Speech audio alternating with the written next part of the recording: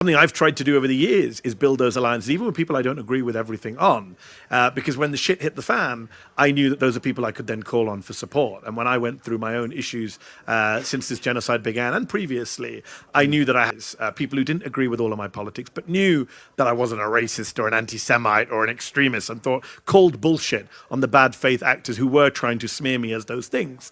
And I think have criticized me in the past, including in the Palestinian activist community, for kind of you're too mainstream and you're too much of a sellout and you're too this and that. And it's like, well, my position has always been I want to go and build as big an audience as possible, reach as many people as possible, and take as many people with me as possible. I would have thought that if a tree falls in a wood and there's no one around to hear it, does it actually make a sound?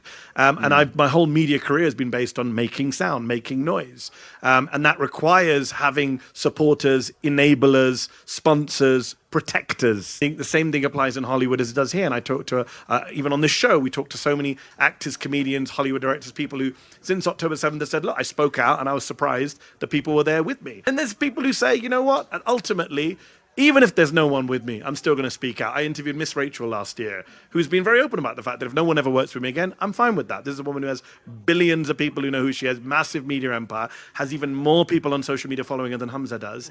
And I'm also 22, by the way. She's not that much older than you. She's willing to give it all up for this issue, and she's not even Palestinian. So you think, yes, we should be able to build up as many allies to protect us when the shit hits the fan, but also be willing to speak on our own if we have to, if that's where we come down to.